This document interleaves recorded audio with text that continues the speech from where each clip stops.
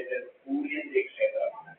അതിനടുത്ത കന്നിരാശി യുവരാജാവായ ബുധന്റെ ക്ഷേത്രമാണ്.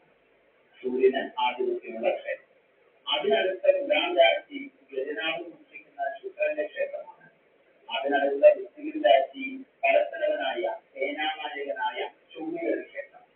അതിനടുത്ത ധനുരാശി മന്ത്രിയായ വ്യാഴന്റെ ക്ഷേത്രമാണ്. അതിനടുത്ത മകരം രാശി ദാസന്മാർ അല്ലെങ്കിൽ പ്രജകളായ ശനിയുടെ ക്ഷേത്രം.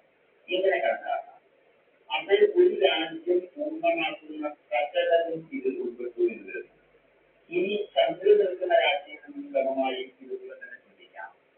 രാജ്ഞിയായ ചന്ദ്രന്റെ ക്ഷേത്രം കർക്കടകമാണ്. യുവരാജാവായ ബുധന്റെ ക്ഷേത്രം മിഥുനമാണ്. സാമ്പത്തികം കൈകാര്യം ചെയ്യുന്ന ശുക്രന്റെ ക്ഷേത്രമായ ഇടവമാണ് അടുത്തതായി വരുന്നത്. അതിനടുത്ത മേടം രാശി പരത്തലവനായിരിക്കുന്ന ചൊവ്വയുടെ ക്ഷേത്രം. തൊട്ടടുത്ത മീനം രാശി മന്ത്രിയായ വ്യാഴത്തിന്റെ ക്ഷേത്രം. അതിനടുത്ത കുംഭം രാശി പ്രജകളായ ശനിയുടെയും ക്ഷേത്രം. മനസ്സിലായി കാണുമെന്ന് വിചാരിക്കുന്നു. ഗ്രഹങ്ങളുടെ ക്ഷേത്രം സുരക്ഷിതമാക്കി വെക്കണം. ഇത് വളരെയധികം പ്രധാനമാണ്. കാരണം ഓരോ ഗ്രഹങ്ങളും അവരവർക്ക് സ്വന്തമായ വീടുകളിൽ നിൽക്കുന്ന സമയത്ത് ശുഭഫലങ്ങളെയും അവരുടെ ശത്രുക്കളുടെ വീടുകളിൽ നിൽക്കുന്ന സമയത്ത് അശുഭഫലങ്ങളെയും പ്രധാനം ചെയ്യും. ഗ്രഹങ്ങൾക്കും ശത്രുക്കളും എന്നല്ലേ ചിന്തിക്കുന്നത്. ഗ്രഹങ്ങൾക്കും നമ്മൾ മനുഷ്യരെ പോലെ തന്നെ ശത്രുമിത്ര ഭേദങ്ങളുണ്ട്. അത് നമുക്ക് തുടർന്നുള്ള ക്ലാസുകളിൽ കൂടി മനസ്സിലാക്കാം. അടുത്ത ക്ലാസ്സില് ഗ്രഹങ്ങളുടെ മൂലക്ഷേത്രങ്ങൾ ഏതെല്ലാമാണ് എന്ന് നമുക്കറിയാം. ഈ പറഞ്ഞതിന് എന്തെങ്കിലും മനസ്സിലാക്കാത്തതായി ഉണ്ടെങ്കിൽ ചുവടെ കമന്റായി രേഖപ്പെടുത്തിക്കോളൂ. മറുപടി നൽകുന്നതാണ്. വേദന.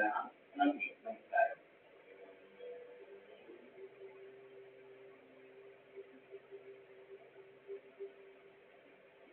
നമസ്കാരം. മാന്യ പ്രേക്ഷകർക്ക് കേരള ടൂറിസ്റ്റിലേക്ക് സ്വാഗതം.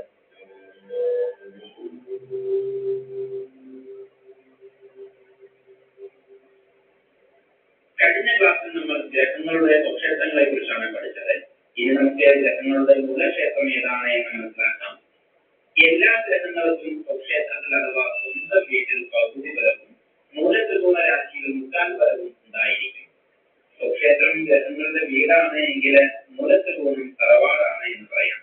അതുകൊണ്ട് തന്നെ സ്വക്ഷേത്രത്തിൽ നൽകുന്നതിനേക്കാൾ കൂടുതൽ ബലം ഗ്രഹങ്ങൾക്ക് മൂലക്ഷേത്രത്തിൽ നിന്നാൽ ഉണ്ടാകുന്നതാണ്. ഓരോ ഗ്രഹങ്ങൾക്കും ഓരോ രാശിയും മൂലക്ഷേത്രമാണ്. അത് ഏതൊക്കെയാണ് എന്ന് നമുക്ക് നോക്കാം. സൂര്യന് ചിങ്ങം രാശിയാണ് മൂലക്ഷേത്രം. ചന്ദ്രന് ഇടവവും ബുധന് കന്നിയും വ്യാഴത്തിന് ധനുവും ശുക്രന് തുലാം രാശിയും ശനിക്ക് കുംഭം രാശിയും മൂലക്ഷേത്രമാണ്. എളുപ്പത്തിൽ മനസ്സിലാക്കാൻ വേണ്ടി രാശിചക്രത്തിൽ എഴുതി കാണിക്കാം. ഇതില് സൂര്യന് ചിങ്ങം രാശി മൂലക്ഷേത്രം എന്ന് പറഞ്ഞുവെങ്കിലും ചിങ്ങം രാശി മുഴുവനും സൂര്യന് മൂലക്ഷേത്രമല്ല. ഒരു രാശി എന്നത് 30 ഡിഗ്രിയാണ് എന്ന് നമ്മൾ മുൻപ് മനസ്സിലാക്കിയിട്ടുണ്ട്. വരെയാണ് ഗ്രഹങ്ങൾക്ക് മൂലക്ഷേത്രാവകാശമുള്ളത്. നമുക്കൊന്ന് വിശദമായി നോക്കാം. സൂര്യന് ചിങ്ങം രാശിയിൽ 20 ഡിഗ്രി വരെയാണ് മൂലക്ഷേത്രാവകാശമുള്ളത്. ചന്ദ്രന് ഇടവം രാശിയിൽ ആദ്യത്തെ 3 ഡിഗ്രിക്ക് ശേഷം 30 ഡിഗ്രി വരെയുള്ളതായിരിക്കുന്ന 27 ഡിഗ്രിയും മൂലക്ഷേത്രമാണ്. ചൊവ്വയ്ക്ക് മേടം രാശിയിൽ ആദ്യത്തെ 12 ഡിഗ്രി വരെയാണ് മൂലക്ഷേത്രം. ബുധന് കന്യരാശിയിൽ 15 ഡിഗ്രി മുതൽ 20 ഡിഗ്രി വരെയുള്ളതായിരിക്കുന്ന 5 ഡിഗ്രി ഭാഗമാണ് മൂലക്ഷേത്രം. വ്യാഴത്തിന് ധനുരാശിയിൽ ആദ്യത്തെ 10 ഡിഗ്രി വരെ. ശുക്രന് തുലാം രാശിയിൽ ആദ്യത്തെ 5 ഡിഗ്രി വരെ. ശനിക്ക് കുംഭം രാശിയിൽ ആദ്യത്തെ 20 ഡിഗ്രി വരെയും മൂലക്ഷേത്രമാണ്.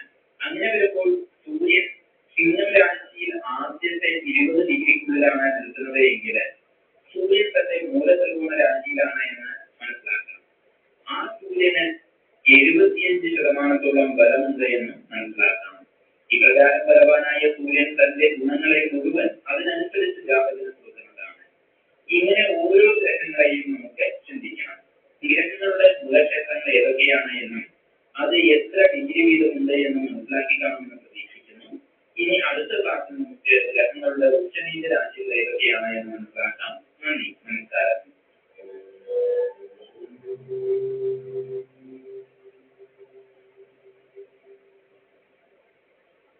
നമസ്കാരം. മാന്യ പ്രേക്ഷകർക്ക് കേരള ടൂറിസ്റ്റിലേക്ക് സ്വാഗതം.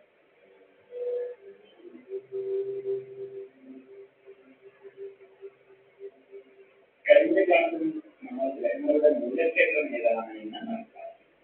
ഇന്ന് നമുക്ക് ഗ്രഹങ്ങളുടെ ഉച്ചനീച രാശികൾ ഏതെല്ലാമാണ് എന്ന് മനസ്സിലാക്കാം. അതിന് മുന്നിലായിട്ട് എന്താണ് ഉച്ചം, എന്താണ് നീചം എന്ന് അറിയപ്പെടുന്നത്. ഉച്ചം എന്നാൽ ഉയർന്ന അവസ്ഥ, മേന്മ എന്നതാണ് അർത്ഥം. ഗ്രഹങ്ങൾക്ക് രാശിചക്രത്തിലെ ഈ 12 രാശികളിൽ ചില ഭാഗത്ത് ഉയർന്ന അവസ്ഥ അഥവാ ഗ്രഹങ്ങൾ അതിശക്തരായി തീരുന്ന അവസ്ഥ കൈവരും. ആ ഭാഗത്തിനെ ആ ഗ്രഹത്തിന്റെ ഉയർന്ന രാശി അഥവാ ഉച്ചരാശി എന്ന് പറയാം. അതുപോലെ നീചം എന്നതിന്റെ അർത്ഥം താഴ്ന്ന, നിന്ദ്യമായ, പ്രയോജനമല്ലാത്ത, അധമമായ എന്നൊക്കെയാണ്. നേരത്തെ പറഞ്ഞ പോലെ ഗ്രഹങ്ങൾ അതിശക്തരായി തീരുന്ന രാശിഭാഗങ്ങളുടെ ഉച്ചം എന്ന് പറയുന്ന സമയത്തിൽ ഗ്രഹങ്ങൾ ദുർബലരായി തീരുന്ന രാശികളെ നീചരാശികൾ എന്ന് പറയും. ഓരോ ഗ്രഹങ്ങൾക്കും വ്യത്യസ്ത രാശികളാണ് ഉച്ചരാശിയും നീചരാശിയും. അത് ഏതൊക്കെയാണ് എന്ന് നോക്കുന്നത്. സൂര്യന് മേഘരാശിയാണ് ഉച്ചരാശി, ചന്ദ്രന് ഇടവം, ചൊവ്വയ്ക്ക് മകരം, ബുധന് കന്നി, വ്യാഴത്തിന് കർക്കിടകം, ശുക്രന് മീനം, ശനിക്ക് തുലാം രാശിയാണ് ഉച്ചരാശി. ഈ പറഞ്ഞ രാശികൾ പ്രസ്തുത ഗ്രഹങ്ങളുടെ ഉച്ചരാശികളാണ്. അഥവാ ഈ രാശികളിൽ ഇവർക്ക് നല്ല ഫലം ഉണ്ടായിരിക്കും.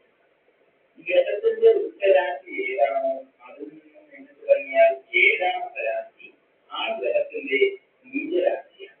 സൂര്യന് തുലാം രാശിയാണ് നീചരാശി, ചന്ദ്രന് വൃശ്ചികവും, ചൊവ്വയ്ക്ക് കർക്കിടകവും, ബുധന് മീനവും, ശുക്രന് കന്നിയും, വ്യാഴത്തിന് മകരവും, ശനിക്ക് മേടം രാശിയും നീചരാശിയാണ്. ഉദാഹരണത്തിന് മേടം രാശിയാണ് സൂര്യന്റെ ഉച്ചരാശി എന്ന് പറയുന്നത്. മേടം രാശികളൊക്കെ എണ്ണിയാൽ മേടം, ഇടവം, മിഥുനം, കർക്കിടകം, സിംഹം, കന്നി, തുലാം. തുലാം രാശിയാണ് 7ാം രാശിയായി വരുന്നത്. അപ്പോൾ സൂര്യന്റെ നീചരാശി തുലാം രാശിയാണ് എന്ന് മനസ്സിലാക്കണം. ഈ രാശിയിൽ സൂര്യൻ വരുന്ന സമയത്ത് സൂര്യന് ഫലം ഉണ്ടായിരിക്കില്ല. ഇങ്ങനെ എല്ലാ ഗ്രഹങ്ങളുടെയും നീചരാശിയും ഉച്ചരാശിയും മനസ്സിലാക്കണം. മേടം രാശിയാണ് സൂര്യന്റെ ഉച്ചരാശി എന്ന് പറഞ്ഞത്. മേടം രാശിയിൽ 10 ഡിഗ്രി വരെ അത്യുച്ചമാണ്. അതായത് ഉച്ചത്തിനേക്കാൾ നല്ല രീതിയിൽ ഫലം എന്നാണ് പറയുന്നത്. ഒരു രാശി എന്നത് 30 ഡിഗ്രിയാണ് എന്ന് മുൻപ് പറഞ്ഞിട്ടുണ്ട്. ഓരോ ഗ്രഹങ്ങൾക്കും ഉച്ചരാശികളുടെ പ്രത്യേക ഡിഗ്രി വരെ അത്യുച്ച ഫലം ഉണ്ടായിരിക്കും. അത് ഇങ്ങനെയാണ്. സൂര്യന് മേടത്തിൽ 10 ഡിഗ്രി വരെയാണ് അത്യുച്ചം, ചന്ദ്രന് ഇടവം രാശിയിൽ 3 ഡിഗ്രി വരെ, ചൊവ്വയ്ക്ക് മകരം രാശിയിൽ 28 ഡിഗ്രി വരെ, ബുധന് കന്നി രാശിയിൽ 15 ഡിഗ്രി വരെ, വ്യാഴത്തിന് കർക്കിടകം രാശിയിൽ 5 ഡിഗ്രി വരെ, ശുക്രന് മീനം രാശിയിൽ 27 ഡിഗ്രി വരെയും, ശനിക്ക് തുലാം രാശിയിൽ 20 ഡിഗ്രി വരെയും അത്യുച്ച ഫലമുണ്ട്.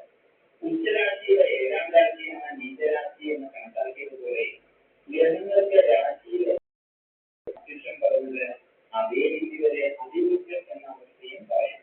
അതായത് മേടം രാശിയിൽ 10 ഡിഗ്രി വരെ സൂര്യന് അത്യുച്ചം എന്ന് പറയുമ്പോൾ തുലാം രാശിയായ നീചരാശിയിൽ 10 ഡിഗ്രി വരെ സൂര്യന് അതിരുച്ചം ഉണ്ട് എന്ന് മനസ്സിലാക്കാം. അത്യുച്ചത്തിലാണെങ്കിൽ ഗ്രഹം ഏറ്റവും ബലവാനാണ് എന്നും അത് നീചരാശിയിലാണെങ്കിൽ ഗ്രഹത്തിന് തീരെ ബലമില്ല എന്നും മനസ്സിലാക്കണം. നല്ല ബലമുള്ള ഗ്രഹങ്ങൾ ശുഭഫലങ്ങളും ബലമില്ലാത്ത ഗ്രഹങ്ങൾ അശുഭഫലങ്ങളുമാകുന്നത്. അതുകൊണ്ട് തന്നെ ഗ്രഹങ്ങളുടെ ബലാബലം നിർണ്ണയിക്കുവാൻ ഉച്ചനീച രാശികളെ കുറിച്ച് അറിയേണ്ടത് അത്യാവശ്യം തന്നെയാണ്. ഈ വീഡിയോ മനസ്സിലാക്കുന്നവരെ 3-4 തവണകളായി കാണുക, മനസ്സിൽ ഉറപ്പിക്കുക. അടുത്ത ക്ലാസ്സിൽ ഗ്രഹങ്ങളെ കുറിച്ചുള്ള കാര്യങ്ങൾ മനസ്സിലാക്കാം. നന്ദി, നമസ്കാരം.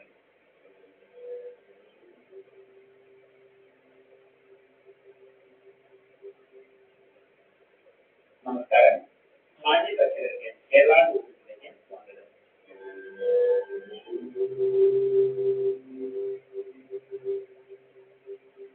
കഴിഞ്ഞ ക്ലാസ്സിൽ നമ്മൾ ഗ്രഹങ്ങളുടെ ഉച്ചനീച രാശികളെ കുറിച്ച് മനസ്സിലാക്കി. ഇന്ന് നമുക്ക് നവഗ്രഹങ്ങളെ അറിയാം. സൂര്യൻ, ചന്ദ്രൻ, ചൊവ്വ, ബുധൻ, വ്യാഴം, ശുക്രൻ, ശനി, രാഹു, കേതു. ഈ 9 ഗ്രഹങ്ങളെയാണ് ജ്യോതിഷത്തിൽ നവഗ്രഹങ്ങൾ എന്ന് പറയുന്നത്. അപ്പോൾ സ്വാഭാവികമായും ഒരു സംശയം നമ്മുടെ മനസ്സിൽ. നമ്മൾ ചെറുപ്പത്തിൽ സ്കൂളിൽ പഠിച്ചത് ബുധൻ, ശുക്രൻ, ഭൂമി, ചൊവ്വ, വ്യാഴം, ശനി